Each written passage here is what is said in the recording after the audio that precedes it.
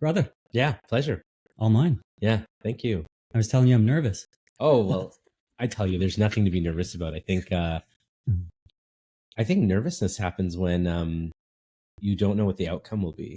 And I should say the outcome is whatever you want it to be. Do we ever know the outcome? No, Hmm. no. So, But we're, it could so be we're the- always nervous, or is Yeah. it the opposite? Well, it could be the viewpoint that you have Yeah. towards the unknown, or think that it's Yeah. okay. Whatever's going to happen is going to happen, and it's meant to be. And here we are. That's a side point for discussion topic somewhere over here, because Sure. it's a thing I've been doing with goal setting. Like, you have goals, but you have to be open to the unknown. Tell me about, so, I remember when I was younger, people used to ask me, what's your 5-year goal? What's your 10-year goal? It's like, I remember going for job interviews when I was really young, and I haven't had a job for many, many years. Or like working Yeah. for somebody, where they would ask you, what is your 3-year goal? What is your 2-year goal? And I felt like I was just ready to make up whatever was going to impress that person. And now, in this day and time, and maybe my age, my goal is to be super happy, super spiritually sound, healthy in my body, in my mind and soul. And beyond that, really, I don't have any other controls. So those are my goals: to be happy, healthy, and alive. Yeah. That's pretty good, and something that I've been thinking about Oh. and embodying lately to an Okay. extent, with the degree of success, which varies. Yeah. But it really is that, like, a day-to-day joy, right? I think I remember when somebody would tell me to do something that I didn't like to do, or like was kind of like unexpected, like, oh, and I have this pain in my head of like, if I get this done, if I complete this, Yeah. then I'll have something to look forward to after, right? Mm. But what if you chose to only do things that you really love? Mm-hmm. What if you chose to only work with people that you love? Mm-hmm. What if you chose to surround yourselves with only people you love?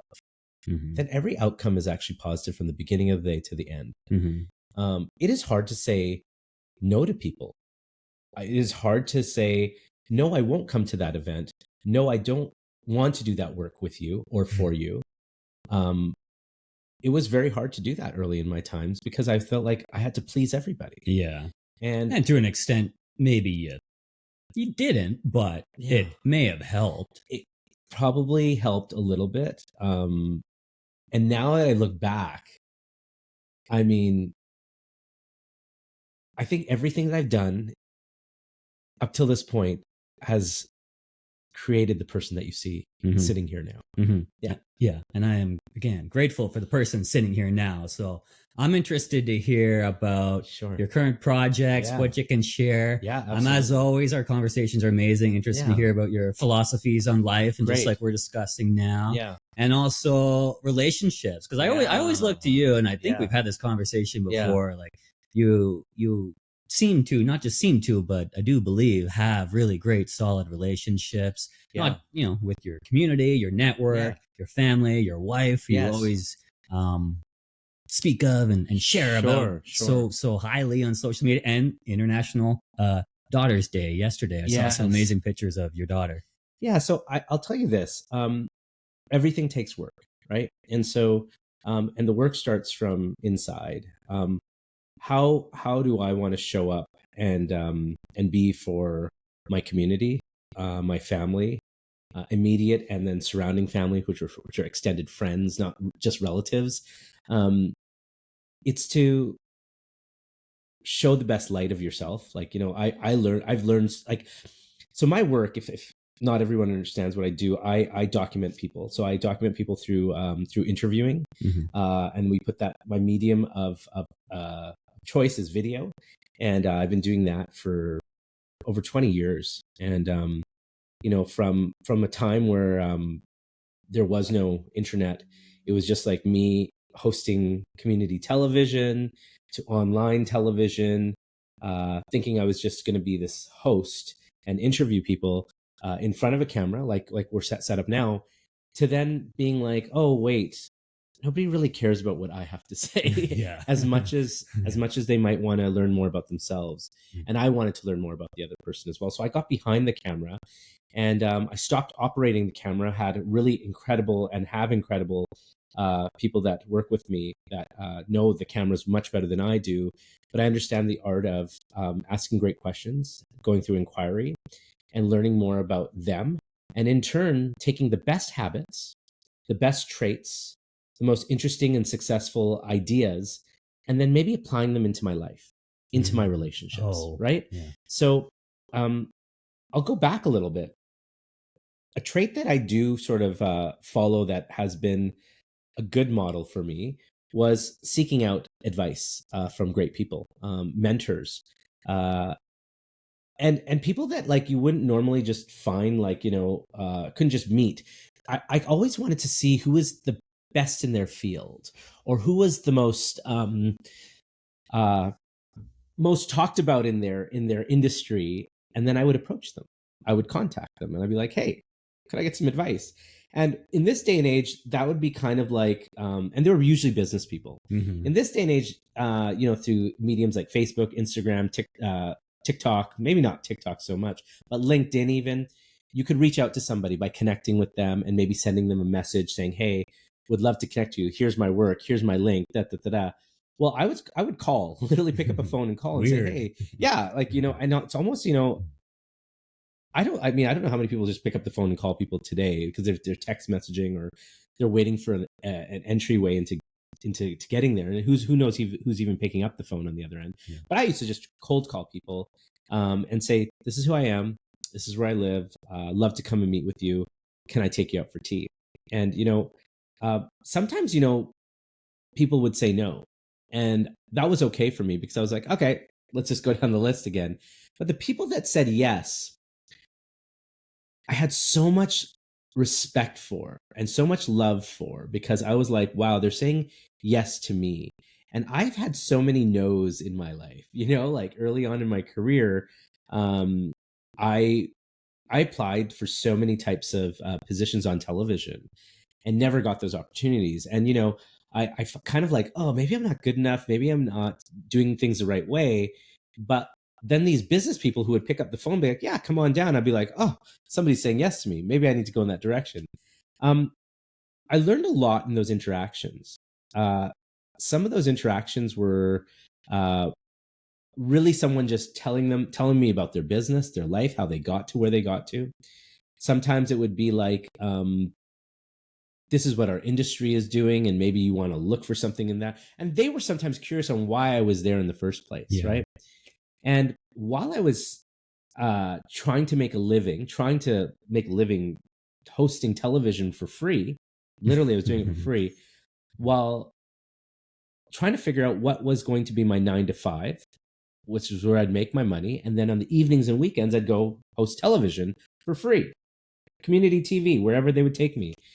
So I thought, let me go meet these people. At the end of the conversation, every conversation, they would say to me, "So Sharad, is that, that good? Got enough information? What do you want to do now?" And I turn to them and say, "Well, do you have a job for me?" Yeah. And I was like, and that, that was early on. I'd probably be like in my early 20s or maybe late teens even doing that. And my biggest mistake was, they weren't there to entertain a position. Mm-hmm. They were there to share a story. Mm-hmm. And I also then realized that maybe my role was not to get a job, or maybe my role was to be an inquirer. Mm-hmm. Now, again, I realized that a lot later in my life. Yeah. After having, I think my last job was officially in 2008. And then 2009 onwards, I started my company. I used to walk around town with a video camera, interviewing people here in Vancouver. And, that was more fun for me. Again, not making tons of money or doing anything, but I was starting to create my own formula, my own brand. Mm-hmm. And soon some of those people that I would approach way back in the day to ask them for a job or whatever, they'd become, "Hey, what are you up to?" Yeah. And I'm like, "I'm making what they would call today content." But I was just like, "I'm making videos on the internet." That's what how to describe it. And soon enough, the right people contacted me, and I was convinced that this was going to be a job. This was going to be a career. This was going to be monetizable. And we know that for sure today. That it's very monetizable video content. Yeah. But where do I fit in? And it was in a journalistic style of interviewing, people about their lives, about their legacy, about who they are, what they do. And I became very good at it. Yeah. In a live setting, very comfortable with talking to people, and then behind a camera.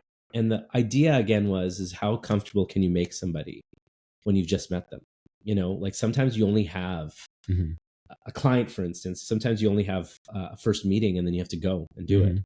And that has been my case with a lot of like fascinating humans. So there's a second part to all this.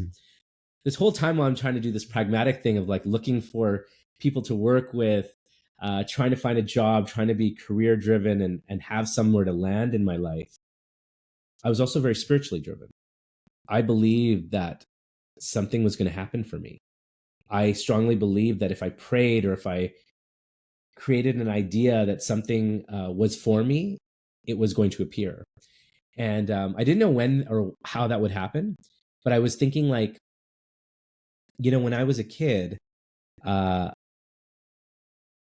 don't know what the truth is or what really happened, but in my mind, because I wasn't so academically inclined, I was teased or I was looked down upon by a lot of people because I was like, oh well, and this is more my formal sort of like, you know, family life. I was like, well, because I had family, cousins, family friends, people I grew up around, they were so high in academia, and I was not so high in academia that I was like going to land really low in life. I was convinced of that, and because my people around me said, you know, if you don't do well in school, then you have nothing. And I was super scared. So then I was like, oh, I need to work so hard in whatever I'm going to do that I don't even fit into that mold or category of academia. I don't need to worry about it. But in the back of my mind, I was dead scared. I was like, I might just be average. And there's nothing wrong with average, but I grew up thinking I wanted to be the best.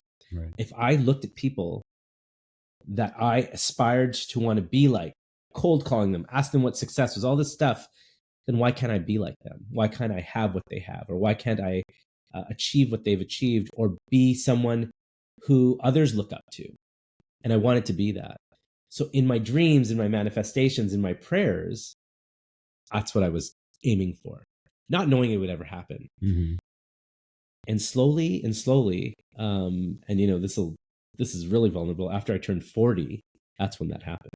And I'll be 50 next year. Oh, wow. Yeah. So, I mean, you know, I have no qualms about telling people my age, but I was a late bloomer, but maybe that's also where the world was as well. Like, you know, 15, 20 years ago, there was no, you know, video content or anything but then my career sort of came upon this time.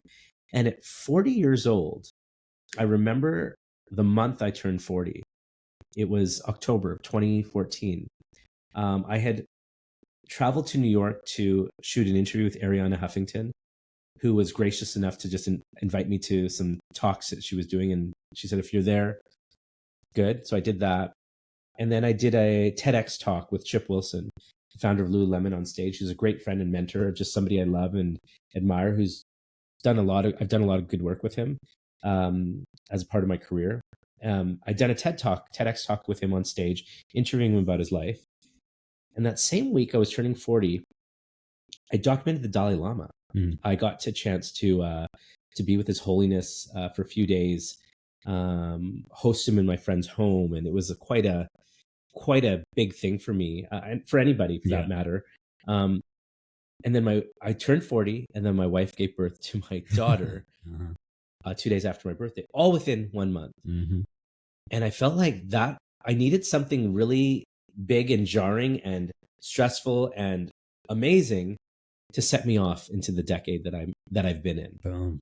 And the decade that I've been in since 2014, and it'll be 2024 next year.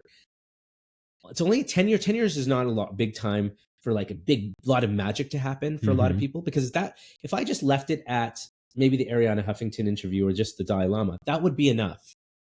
But it has been the craziest magical ride I've ever imagined. And I attribute that to being open to prayer, being open to manifesting, and knowing that I may not be the best at what I do, but I was open to receiving the best. Beautiful.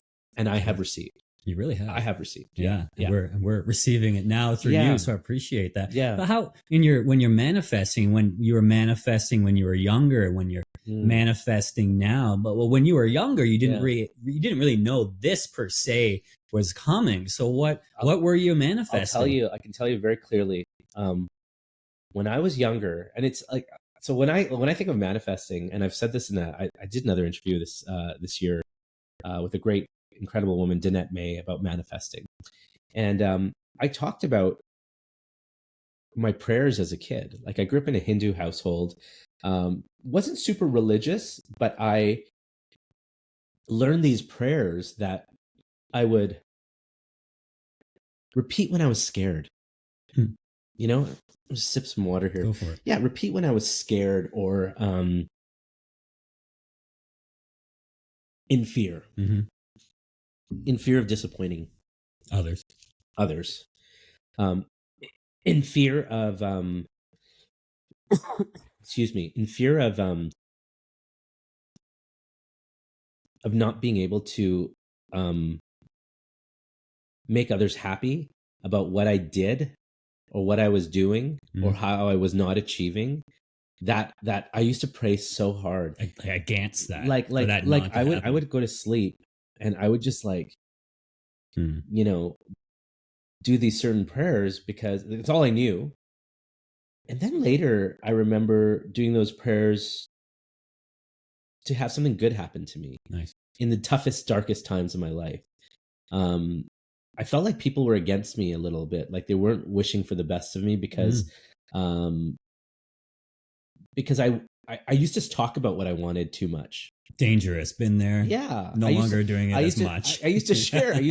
Like, oh my God, I want this so badly. I'm doing this. And then a lot of eye rolling happens over and over. Yeah, okay. Which is we don't want that for you. Yeah, that's it. And we don't think you can do that. Yeah. And when we see you say that, we don't believe in you. So and I've learned since that, you know, and again, I'm in the speaking position in life that, you know, I'm sure it's talking, but I now choose to only talk about what is real in front of me and what I want to share. You know, I don't want everything, because I am working on things that are in the background and they may or may not happen, but I sure as heck don't want somebody to wish bad upon me because they think that I think that whatever I'm doing is greater than what they might be doing. And that was the perception. But I'm actually the type of person that's like, I love people. Yeah. I want everyone to win. Yeah. So much so that I would help them. Anybody asks me, you know, like if I met with people, and people know this about me, I would always ask them, how can I help you? Like, you said that every time we've interacted and here you are. And here's the other thing. I've had people say that to me, and they probably know who they are, and they've never wanted to actually help me. But and I've noticed that I would not be that person. I will always follow up. Like, I remember doing something for somebody and they'd ask me, and they didn't need to say it, but they felt compelled to. It's like, oh, let me know if you need anything. And I'm like, okay, for sure. And I never would ask. But there were times that I might have needed somebody by my side in really tough emotional times, and they might not have arrived. And it's okay, because not everyone knows how to be like that. Yeah. When I was a kid, we would go to people's homes, and my mom, who's just like, I'm like my mother. I'm very emotional. I'm from my mom. Like, you know, I know that, you know, I network like my dad, kind of a leader like my dad, but my heart and my emotion is exactly like my mother's. And my artistic side is from my mother's side of my family for sure as well. But we would go to people's homes, and she would always say in the car, ask auntie or ask whoever is in the kitchen if you can go help. And that would be the first thing that I would do. And to this day, I go to somebody's home, it's automatic in me. Even if it's a very formal setting and they've got everything under control, they've got people working there. I'm like, can I help with anything? Because I believe that I and everybody does have something to offer somebody that is not inclusive in what is in front of them. I believe that everyone has a gift that they can offer somebody, whether it's a company, whether it's a group of people, or whether it's an idea or an organization or a community. they can offer something that is not already in front of those people. And everybody has that. When you interview some fairly quite high level folks that are in a different sort of stratosphere as many of us. And they help people through their art, through their business, many different ways. I start with, they're just inspiring. They before they get into a room, they didn't need to like sell me a product, a service, or anything that I really love and I feel great about. They inspire me. I work with people I love. I will go and interview people that I am so fascinated by. And again, I had that idea that I want to go meet with the people that are the best in the world. And I manifested that, because you can say those things, but do they actually happen? And I remember like saying the Dalai Lama that was a dream already to even just be around him and shoot with him. And that was because of a great friend named Victor Chan who just made that opportunity possible. But maybe I manifested that conversation with Victor. Maybe I manifested that moment, because that just doesn't happen to people, right? And then into 2015, that was 2014, into 2015, 2016, I got some more opportunities. I started traveling around the world, and I started interviewing CEOs from different companies, big organizations. And there was a big conference where in Santa Clara, where Jack and Susie Welch had shown up. And they were just a keynote up on the stage. And there's thousands of people there. And somebody said to me, don't worry, you're going to interview them for sure. And I was like, okay, I don't know how I'm going to get them to even come down here where I am in my little area. They go, we're going to make sure they come right to you right after this. And I was like, okay. And I sat there in that moment and I said, okay, what am I going to talk to them about? Because I wasn't prepared to even talk to them. Right. And everybody that was asking them questions, or like, people in an audience asking questions and whatnot, they were asking them questions about business related stuff. Jack Welch is like, they've written books about him. He's like a case study for schools, and he, General Electric, all this great stuff. And yet I'm a highly emotional person, and I want to come from an emotional side, so that person remembers me in the end. Yeah. And so Jack and Susie Welch came to me and they sat down, and I looked at them both and I was like, I'm not going to come from this place that, I need business advice from you, because I could go into a book or Google that. So I asked them, what is it like to work with each other as a couple? Nice. And they both just sort of said, oh, well, and they gave me the answer they gave me. And I remember it was a short interview because they had to go wherever they went. But, to that time that I remember, Jack has passed since then, but I remember posting that interview up, and Jack and Susie actually posted the interview as well. And that memory of that moment was that I didn't come to them for anything that everybody else wanted from them. I came to them for what I wanted from them. And that showed my integrity in what I was doing. I asked questions about what I'm curious about. That's it. Not when everyone else needs. And somehow deep down, other people might want to know those things. Of course. I'm just going for it.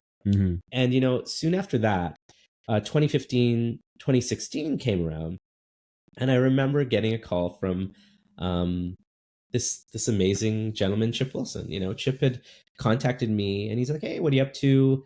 I said, hey, he goes, I got a project idea that I'm working on. I'm writing a book, and I'd love for you to sit down with me for a little while, and, maybe we can just jog some questions back and forth, create some memories of content. And I did that with him.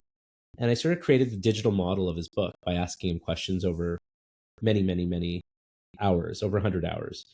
And I remember then asking myself again, how did I get here? Right. And did I pray for this, or did it just come to me? People might, and when I say pray, it's like, if I was to say that 10, 15 years ago, people are like, oh, you shouldn't use that word. People are going to think you're kind of like, no, it's honest. We all pray. We all pray. Pray. I hope, if something is going bad. Yeah. And pray. It's great. Yeah. And I'll tell you this as well. More recently, in the last 2 years, I've done a few end of life interviews. People are going to pass, and talk about faith coming into your life, right? Wow. At that time. Why shouldn't faith just always be there, right? And so I do have faith in myself. Yeah. But I also have faith in the universe that is offering me something that I have no control over and no belief in. Because I did not know that I would get that call from him and have that work, an opportunity to be with somebody that, that might not give anyone time because they're busy doing their own things. They're doing some high level, interesting things. And so, and then sooner that year, I met some other fascinating people that then got me a huge campaign for an organization in London called Think Equal. Leslie Edwin, the founder, is a dear friend. Now, I had met her and I had interviewed her, and I remember sitting there in Santa Clara where I was, and she told me, like, I heard you're this amazing interviewer, maybe you'll interview me. And I was like, come on, sit down. Come on. 15 minutes. Mm-hmm. 15 minutes turned to like 45 minutes. Mm-hmm. And it was such a crazy story she was telling me.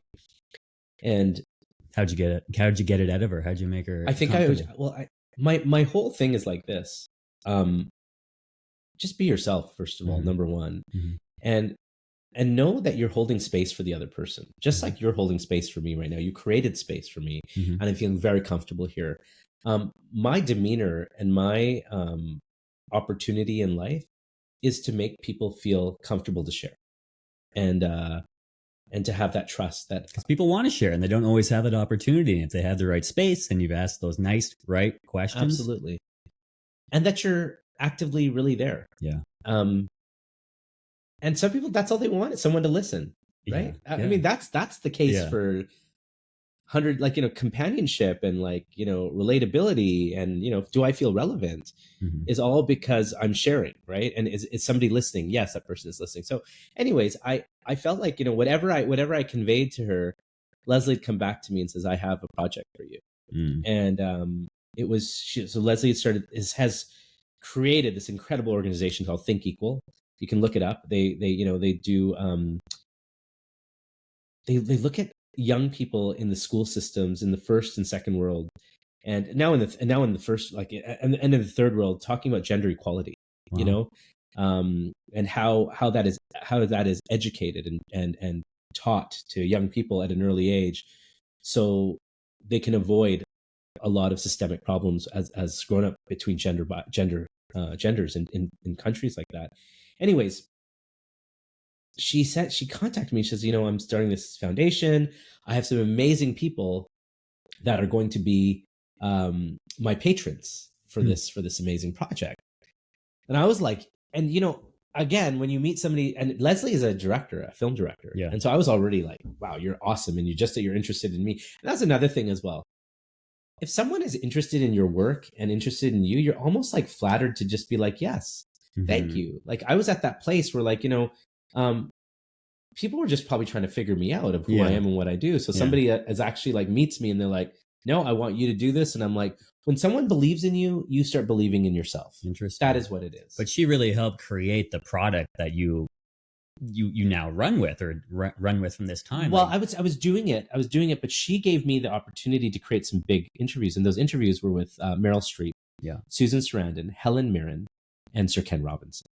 And again, just interviewing one of those people would create a career. I directed and produced the whole series for Think Equal to have those content, and Leslie just put a red carpet out, said, "This is your work to do." Did you have fear in doing that? Did you have a little imposter syndrome in the beginning, or was it like, yes? It was pure excitement. It was pure excitement. Nice. When you get to that place where you're so that's another thing. When you're working for yourself and you're like, this is the opportunity, I was like, what do you have to lose? Yeah. What do you have to lose? Yeah. Yeah. No boss is going to be angry at you. No. Right? And the person that you are going to impress already believes in you. And that's what you need to take away with. You need somebody who is your champion. That's really what it is. And that's not something new in life. That is something always that's been there. And, for a long time, I didn't know who my champions were. I didn't have those people when I was younger. I had people that liked me, thought I was interesting, thought I was funny, thought I was very entertaining.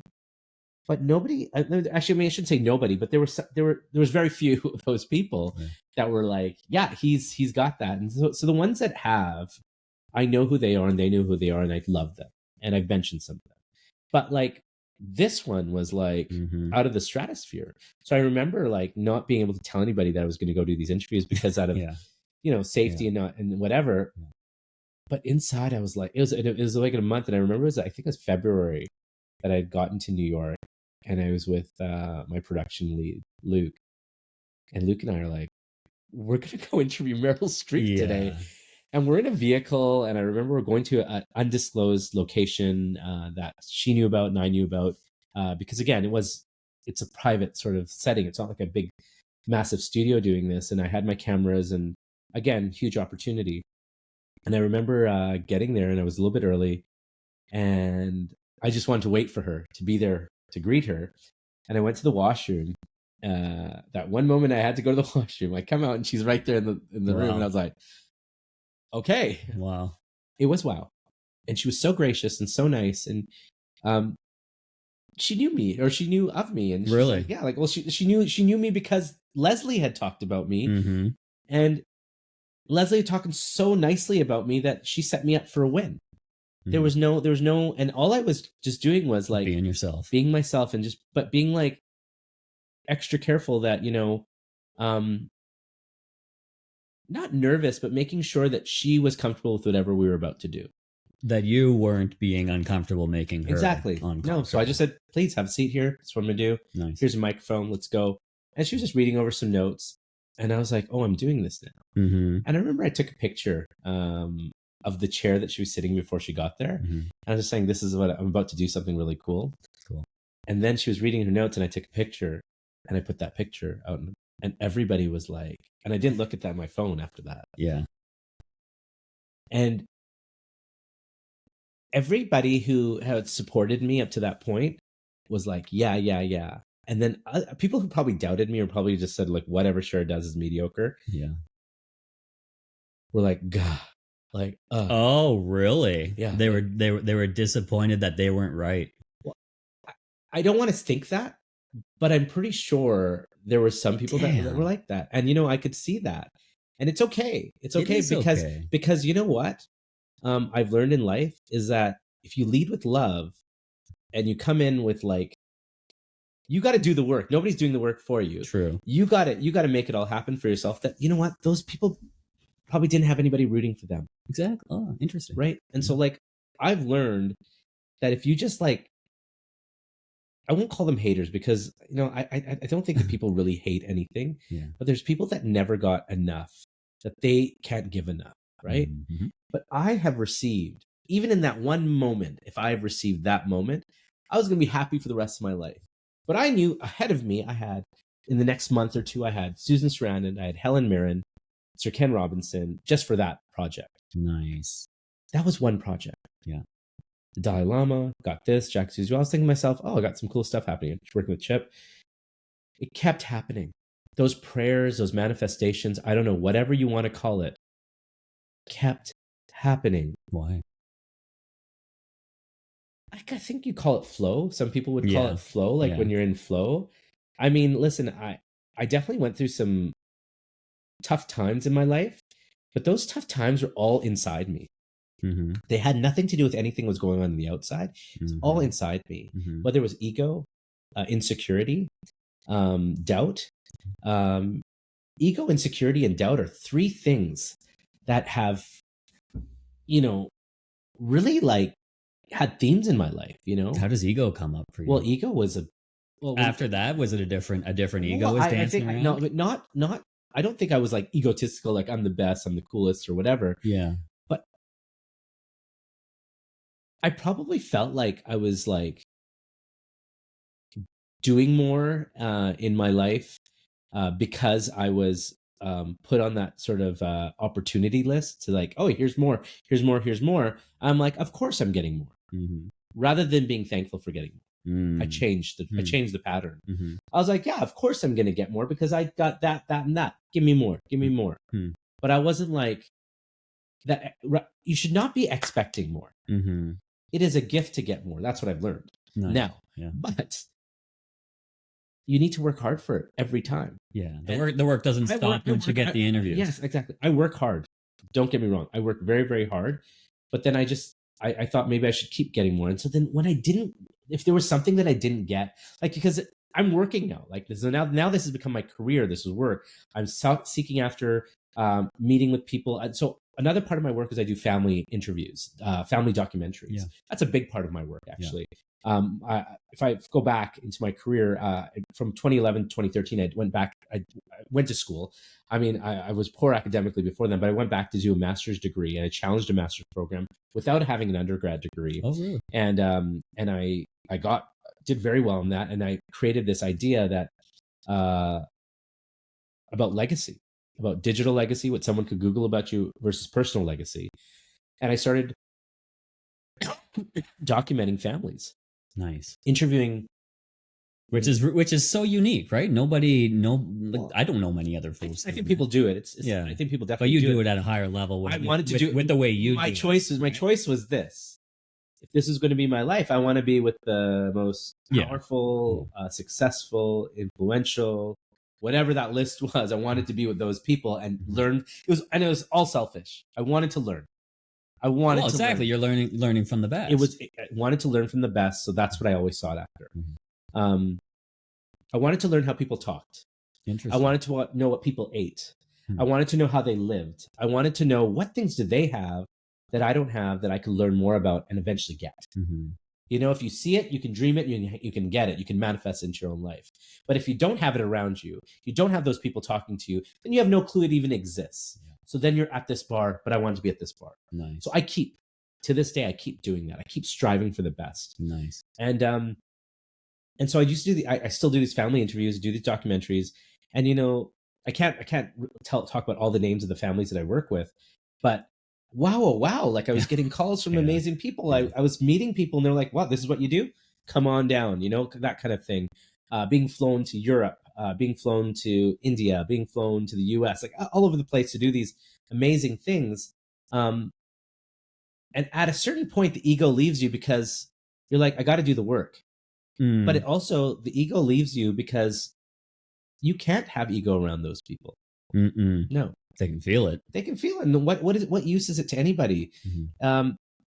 They've done their work and I've done my work now. And doing great work, each other. You just have to do great work. But there was a place in time that sometimes you bring the ego home and you bring it back to your home. Yeah. And you're sitting there and you're like, oh, I'm tired after a long day. And you're talking to your spouse or you're talking to your kids, you're talking to family members, and you're like, I'm so tired. Like, I don't want to do that. Or I'm like, I'm too busy for this. I'm too bad. Yeah. And you're like, and then they're like, wait a second. Like, who are you? And where'd you come from? Where's dad? What are you doing? Like, why would you behave like that? And the thing that I've learned is that a good therapist or good counselor is your best friend. And, you know, it's your best friend in like, you know, in a way that you need them like around you all the time, but you need the support of a conversation, because I've been trained to have conversations with people to get this out of them. I have a lot of energy inside me, and sometimes you have to let go of that energy. I never learned that. Everybody, like, you know, when people said, oh, you seem really like, you know, jacked up, like you seem like really, I was like, oh, I just did this. I was in New York. I interviewed I was this place. I'm flying here. I'm doing this. That I'm doing this. It would just come out of my mouth like verbal, like, you know, like just a barrage of all these things. Yeah. And I realized that like I never let go of that energy. And sometimes you need to let go of that energy. And sometimes you also have to know what's important. And ego does not serve you. Interesting. Good to be confident. Good to be happy. Good to talk well of yourself and everyone around you, but ego is not that, is not in that and should not be in that. And I've learned the difference. Yeah, your kids don't necessarily care who you were talking to yesterday, who you're going to see tomorrow. They rather just be with you at night for an hour or whatever. Absolutely. And you know, today, like, you know, I look at my work, how it's transcended. You know, we have a podcast. We have we make a lot of interesting content still. I serve on the board of Reconciliation Canada. I get to do a lot of interesting work with them, creation of content, or just you know, Chief Robert Joseph, amazing human. Really? You know? Wow, yeah, just being able to spend time with him and learn from him and eventually document him, which is really an opportunity that we're working on right now. I don't dismiss the idea that like I'm never going to stop learning. I have friends that are my age that are talking about retirement. Really? What will they do? I mean, I don't know. Spend money. Golf, I'm super happy for them, of course, because that's where they've gotten to. Mm-hmm. I can't entertain that word retirement. No. I'm like, I'm just like, well, think of all the interesting people you've met, and who else? There's just endless amazing folks out there. What I've learned, the successful trait I've learned about people, the people I've documented, at least, who are highly successful in what they've chosen to do. They've done well in it. They love it. They've practiced it. There's mastery in that, which I've sort of taken on in my role. I've taken on a mastery of interviewing, which is great and lovely. But they have a purpose to keep going. They constantly have something more to do. Like I love that. I've interviewed people in their 90s that are like, they're like, yeah, I got another project that I'm working on. And it's of course. And you know what? It's keeping them alive. But they're so lucky because they've found that. Yeah. And I know for myself, and I know for many out there, it took I'm still finding what I'm finding, but for a long time, I had no idea. And I was looking under rocks, and I was smashing rocks, and I was digging through walls. Yes. So what's like, with these people you've spoken to, did they glean any light on how they found it? Well, I think what's happened is they've surrounded themselves with people. And again, this is something we all know when we hear about: surround yourselves with good people, people that make you feel great, people who encourage your light, people who make you better, right? Yes. They do that. They've learned that. Such a simple equation, right? Such a simple Stop trying to impress the people that are trying to dig you down. No, and I've been with people. And if you see somebody, actually, this is really interesting. When you see somebody at an event that's speaking on stage and they get off stage, there's some people that will sit and talk and like be like that. But I've seen these people who are like, okay, I got to go to the next place, and they've got somebody with them. What are we doing next? What are we doing next? Yeah, that's the person you got to watch. They're fascinating because you're like, where are they going next, and what are they doing? Like that's who I'm interested in. Oh. And I used to chase after those people. I'm like, that's the person I want to go with, know what they're doing, because. And not to say it's not like it's always good to get back in the audience and sit and see what's going on. Yeah. But some people are just going to the next thing, and you're like, I want to know where they're going. I want to know that I've got the ability to go where they're going. Nice. Not in a immediate get in a car, go to a location. Yeah. I want to have the mindset that I've got something next. Yes. I want to be relevant today. I want to be relevant tomorrow, and I want to be relevant 10 years from now. Yeah.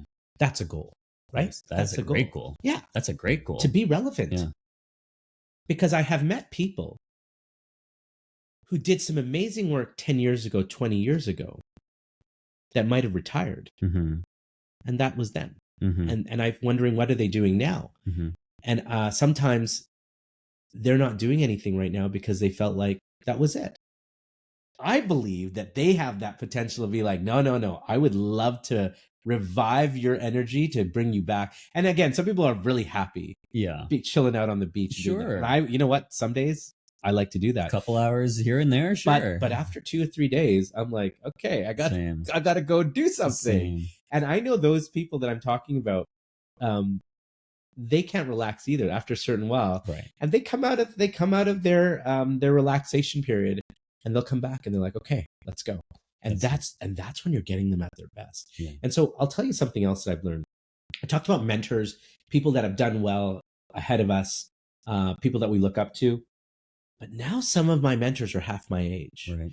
They are the big idea creators and the makers, and they're doing things and understanding technology and working. And not to say I don't understand technology. I'm a nerd when it comes to tech. Social media, whatever you want to call it. I'm a total nerd with that stuff. But their ideas are very different. Of course. And their trauma is a lot less than mine. That was it. I learned that I had so much trauma from not feeling successful, not feeling well socialized by people who were doing better than me, not having enough money, rolling with the Joneses, all this kind of stuff. I rolled with that trauma. When you're dealing and talking to a person that's half your age, he doesn't even know about that stuff. He's just like, I got big ideas. I'm an entrepreneur. And they don't have, and not to say no, like, they probably got some trauma. I'm sure they have I'm not saying they don't have any trauma. they don't have the trauma that I have of like Yeah. of insecurity, of like maybe being like all those things, because they come back. They're not just gone. Yeah. They come back inside you sometimes, right? And sometimes you'll see somebody from your past, or you'll hear a song, and you're like, oh, there comes that trauma again, creeping in. I'm like, shit, I don't feel as cool or smart or as wonderful as I did. And you need a reminder that there's much more out there, and you don't need to like put yourself in that place. So where do you, because it's so important to have something to drive for and to go for, and create and to live for, and kind of going a couple steps back where you were speaking previously. Like for me, at least lately, it's really a feeling, right? A way of living each and every day. Like there's no goal on the horizon. I used to think this, probably do to an extent still, like achieve this, feel this, then. But now, we can achieve a lot of the things and goals that we want just by the way we feel and show up and how we think about others and think about ourselves each and every day. But yeah, those perhaps big goals that we don't share with too many people. Where when you go through a bit of a recalibration or come up with new ideas or new creation, you feel a little stagnant if you don't have a next thing. And how do you find that next thing? I'll call it this. I'll call it the Sunday evening syndrome. That's what I call it. Oh, really? Okay, so I remember, as long as I can remember, I mean, and now I don't have this anymore, but because I work for myself, so every day is like a Friday or Saturday. And I love Fridays and Saturdays. They're the best. I used to hate Sunday evenings because I remember when I was in school, I would dread to go to school on Monday. And Sunday evenings was like depressing for me. Sunday daytime, I was like, okay, it's still light out. Might go have some brunch, meet up with friends. And then everyone's like, I got to go to work tomorrow. And as soon as the first person that said that, I would be like, shit. I mean, whether I had to go to school the next day or work the next day, whatever it was, I was like, oh shit, I don't ever want to feel like this ever. So I said to myself, if I work for myself, every day is going to be like a Friday and Saturday, whereas I can do whatever I want. And it took me a long time to get to that place. Some days I'm not that place. I work every day. I work every day, but it's like I don't think about those Sunday evenings anymore. Nice. Because I'm like, because every day feels great. Every day feels great. And, I purposefully, if I had to travel and I had a full day of travel, I would go on a Sunday morning. I'd leave on a Sunday morning, like Sunday morning. Why is that? Just because I'd be like, it was kind of like that reminder that I don't have to look down on Sunday, because as soon as I land in a city, I just go to sleep anyways. And so I'd be fresh on a Monday morning there. And I never have those Sunday evening gloomy, like sort of like feelings wherever I was. I would just land, go to sleep, and then get up and go.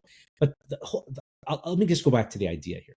The Sunday evening represented to me like, oh my God, like back to my ordinary life tomorrow. Back to my what I don't want to do tomorrow. And I don't live that anymore. Nice. I live like, every day, like, tomorrow, what am I doing? Thursday, what am I doing? Like, I remember once we were at a family dinner, and a family friend or a family member of mine, I can't remember exactly who, it was a Sunday night, said, oh, I guess you guys should get ready. You got work day tomorrow. And I was like, nope, don't have anything to do tomorrow. I probably have to go to the gym. I have to see a client, but no, I don't have to get up too early. And he's like, oh, don't you have to go to work? I'm like, no, I have my own company. I have my own schedule. And it boggled them. And again, these are one of those people that was highly successful around me that suddenly saw me being like, oh, you don't have to do anything tomorrow. You're lucky or you're lazy. But what about you're lucky or you're lazy? There's a lot of people that I'm not have to go do the things on Monday. Absolutely. Right? And so how you have to operate is that you have to love what you do. And you have to like make it a joyful experience. Now, there's also a gap between people that, and I've been there, that are doing something that they don't love, but a lot of people kind of have to pay the bills and do all that. So there's other ways to navigate this. I was there. I was there. You're totally right. So absolutely. Listen, I come from a family structure where all of us worked, and there was no, like, we're a very middle class family. When you're growing up, we didn't have, my parents were immigrants to this country. We had whatever we had, and we had. Did you grow up here? Yeah, I grew up in Burnaby. Nice. And I was born in Vancouver, but my parents were from India, and and so their values were very, very different. Like, go to school, otherwise you're not going to get anywhere. And so I think it like this, like, when I was working, I had to really make a decision. Am I doing this out of love, or am I doing this out of necessity? I was doing it out of necessity. But what I provided for myself out of love was going and volunteering on community television on evenings and weekends, being unpaid. So here's what I tell everybody. If there's something that you love to do, go do that. But if there's something out of necessity you have to do, then you go do that too. And there'll be a time where you'll have to make a decision. And that necessity will get bigger. Sometimes it'll get better. Sometimes it'll stay the same. But that thing you love, I can tell you in 2023, could also be that potential career for you. Yeah. In 2020, I can't say that 20 years ago. Right. Yeah. Because 20 years ago, what I was doing was not a career. Yeah. People wouldn't even say it. And, somebody had to tell me. Yeah. I was still looking for jobs. At like 2008, I was working at a company. The financial crisis happened, got laid off, got a severance package. And instead of finding a job, I went and used that money to start my company. Still not knowing exactly what I was doing. I was just taking a video camera, interviewing people, charging like, $200-300.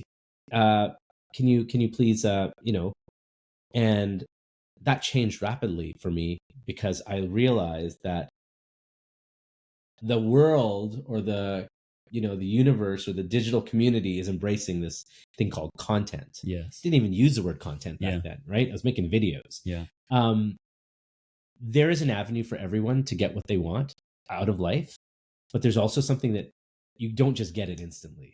Some people do. Yeah. And we've seen those people. Which isn't always the best way and isn't always getting the lesson, but it's so empowering to go, get the mindset eventually to go do the thing during the day at a necessity, but then after work or on the weekend, whatever it is, empower yourself, like feed your passion project Absolutely. For an hour or two instead of, because there's so many other ways to distract ourselves and waste time. Well, listen, look at this.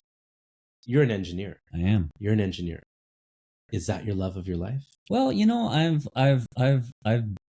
I'm actually learning to love it quite a bit more because So now I've got a challenge. I got all these things I love, and so few. Great. And but for the first decade, let me tell you, I absolutely did not. Yes. Now I'm like, I really appreciate all these different things. I'm like, okay, now I got a lot of fun. Now I have a lot of things that I love, and well, you're talented, but this is the great part.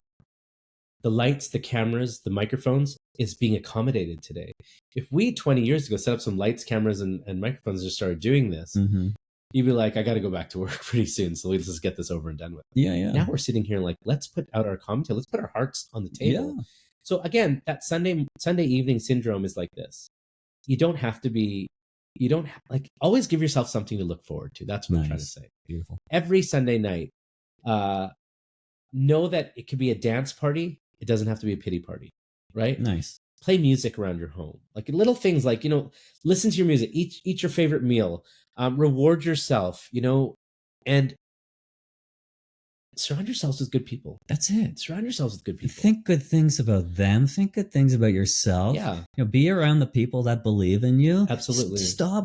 And I've spent so much time trying to please people that don't believe in us. Forget it. And don't chase. I learned that I do chase. I used to chase people to be like me, love me, please, because I just want us to be okay, and we want us to be friends, because I learned that or maybe I thought that is the way that everything needs to be.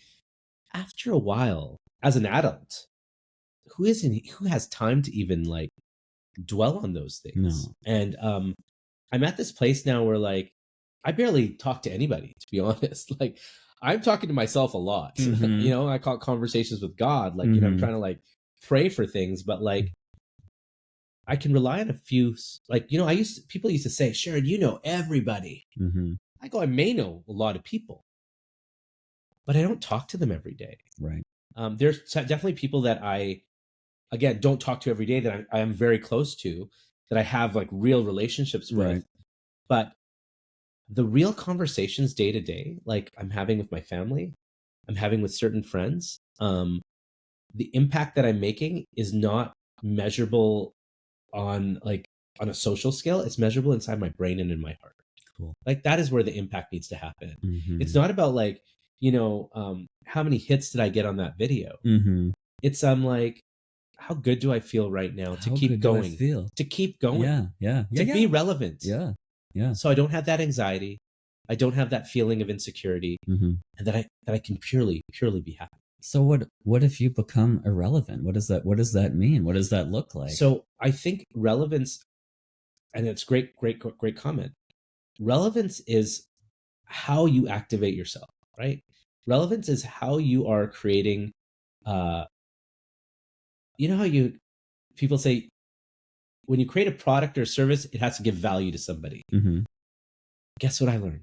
Mm-hmm. Relevancy is giving value to yourself. Very cool. Yeah, giving value to yourself, like saying, I am, like, because as soon as you stop feeling relevant, like, that is actually, you're the measurement of that. It's not like other people saying. So you're saying relevance to you and yourself and the things you get up and do each and every day. Oh, not relevance to all these people lining up and clicking on this stuff. And at one point, I used to think that way. Right. I used to think it was very outward. Am I relevant to all those people that are really watching? I don't know. To this minute, I don't actually know whether people like me or not or care for my work. I don't know. So do you care? You obviously don't care. Well, I just don't know. Oh. But when I am working with somebody closely, I want to make sure that I'm giving my best. Right. And the results are there that they needed and they wanted. So far, so good. My clients, we have really great clients. We're doing great work. We are, I work very hard when I'm working, right? Mm-hmm. And I don't take time off. That's another problem that I have. I don't take time off. But I don't just do it for that person. I do it for myself. It feels good to do good work and work hard. Absolutely. It's the best. Absolutely. Yeah. Because it feels like you're fulfilling something that you mastered. You're not wasting time. You can't waste time. You can. But it doesn't feel People good. do. I just feel my belief system, I cannot waste time. Oh, yeah. Because you don't know how much you have. Mm-hmm. Like, I've interviewed people on their deathbed. And they do not know how much time they have left, right? And, I have this saying, like, life is short, but your story is not, right? Life is short, but your story is not. So you better go live it and tell it. Hence the whole legacy piece, where you're driven by helping people share their legacies. I want to know. When I interview people about their life, I want them to be fully present and really share everything that they've ever wanted to, because that is a relief to them. It is. Because some people like, should I say that? Should I not say that? I'm letting you know you're safe with me. You can tell me, and I'm not here to judge it. The final content, whether it's private or public, they always get their final say in that, which is really something I believe in. But also, it's like a bit of my story is in everyone's story that I meet, right? How's that? Because I'm asking those questions. Yeah. The conditions of how I ask a question, the tone of which comes out, will then make somebody emotionally present to actually share the way that they want, and or emote a way that they want based on my own emotion. I cry with people. I'm highly emotional. I'm an emotional person that happened to become a business person out of necessity. Yeah. So what would you say your legacy is? But like your legacy and your, well, I think it's more as a success question for you. Like, I think allow me to put words in your mouth, sure, and then you can modify them as you please. Sure. But am I wrong in saying that success for you can be another decade, the next one that you're going into next year, October 2024, 26, yeah, October 26th, yeah, all right, yeah, all right. 2024. Let me be the first to wish you happy birthday in October 2023 this year. Yeah. Thank you. But is success having the same feeling and the same personal relevancy each and every day into this next decade, and feeling that good life every day? It's so interesting because everybody has a different version of success. And some people are just like, those people who are walking out of the room after they've spoke, what I was talking about, they've got something else to do. They're not thinking about success. They're like, I got to keep going. Yeah. I'm at that keep going stage. Very cool. I've got to keep going. I'm definitely not retiring anytime soon. I'm going to keep going because I've seen that. I've seen the people that I look up to. Keeps you alive if you keep going. The people, yeah, absolutely. The people that I look up to, the people that I've admire, the people that I've learned from, the people that I have conversations with, mentors, older and younger, are going, and they're going strong. It's they're it's like no, there's so the next 10 years for me will be an evolution in the fact that I will let go of any of the baggage of the tough stuff that I had to learn from, and springboard from all the lightness that I'm in. Letting go of all that heavy stuff, and I'm going to springboard by all the learnings that I've had, all the love that I have. I'm a much more spiritual person than I've ever been in my whole life. I believe there's a lot more going on in the universe than I've ever acknowledged, and I'm fully ready to acknowledge that. Cool. And I believe that I can do more and create more and provide more, just by believing in that. Nice. Just by believing in that. Nice. And I think that everybody, whether you watch this, listen to this, whatever it may be, is that if you find a time to just have personal space with yourself, and some people have a lot of that time. I don't have that time all the time, but I put it, if I'm in a public space, put on my headphones, I'm not listening to anything. I'm actually like calling in that flow. I'm constantly calling in that flow.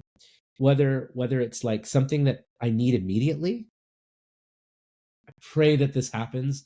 Can somebody send me a signal? I need this to happen for me. Or whether it's like long term, I'm like, I want my life to be like this. I want to know that there's an opportunity in the future that I can create this. Nice. Or I have such a big idea at this moment that I want to see it through.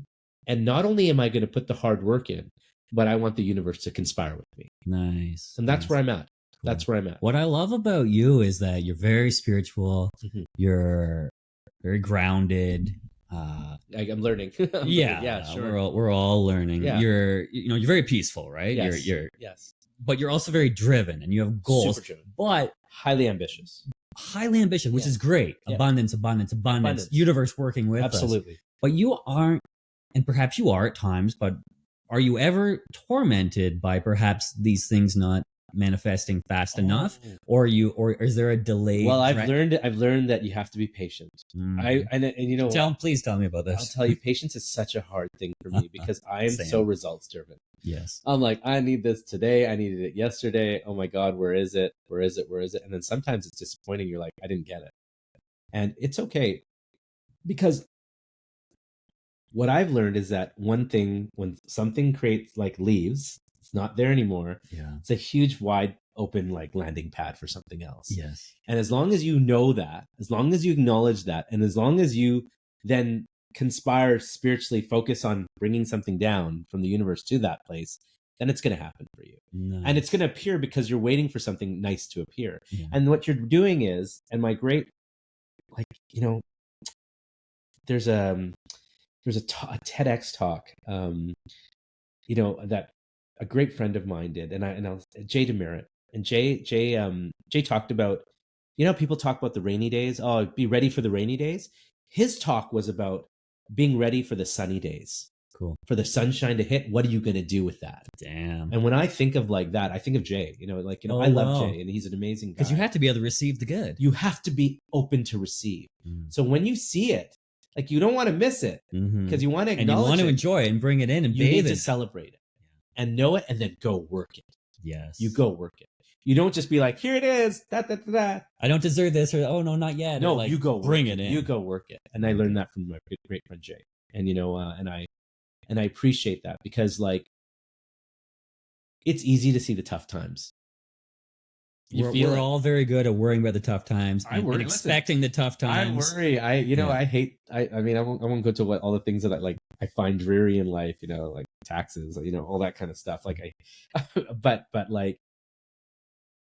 I seriously think that if you position yourself in a place where you're creating more ideas while you're waiting for something, that patient place, when you're creating more ideas, that when that thing lands, you still have other ideas that are going to be ready for after that, right? Nice. Rather than worrying about something that's actually gone away, that you didn't, I didn't get that. Oh, crap. Woe was me. Next idea. What if you just say, okay, clear space, worship that space, pray on that space, and then also come back to, okay, I've got some ideas going. So I'm going to work on this. Oh, shoot, this thing just landed. Okay, I'm still working on these things. We're going to create more spaces for them, but this big thing has landed now. Thank you. I'm going to play with this gift. I'm going to work it. I'm going to make sure, and I'm going to launch it. And then perhaps be prepared to let it go at Absolutely. someday. Absolutely. Mm-hmm. Yeah. And I'm a firm believer that if you're good to people, if you're kind to people, and you're loving to people, then all those things multiply and come back to you. Might be a good place to call it. Yeah.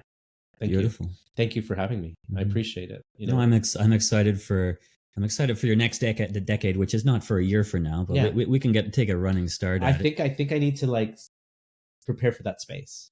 I'm calling it in. Nice. I'm hoping that runway to wherever I'm going next in the next 10 years, 20 years, is going to be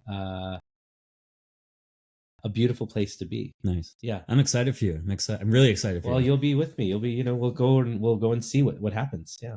Looking forward to it. Where can people find you and keep track of all the things you're creating? So, I'll do our website is humanbiography.com. You can just see what we do there. It's such a cool website, and there's so much great content on there. It's a great, we have also, I work, created a Indigenous, interview site called the Indigenous Collective with a partner of mine, Maye, Andrew Judge, who's a scholar, PhD in Ontario. Him and I started that a few years ago. I sit on the board of Reconciliation Canada, which must be amazing. It's great. Chief Robert Joseph, an incredible speaker, scholar, author, is doing great work there. So Reconciliation Canada, you can Google them.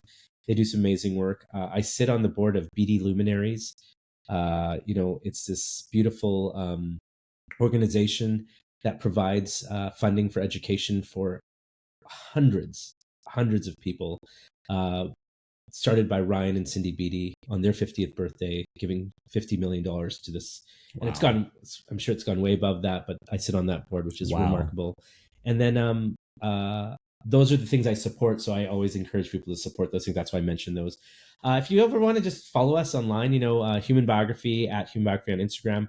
My own personal Instagram is at Sharad's Lunchbox. So Sharad's Lunchbox. And, you can email me, sharad@humanbiography.com. If you have a project idea that needs content, we're a business. We work with some fascinating brands and people. I would love to hear more about what your ideas are. And if there's a great story out there, let me know. Thank you for the time. Thank you. No, always appreciate how generous you are with your time. Thank you. I appreciate you. All right. Yeah. Thank you.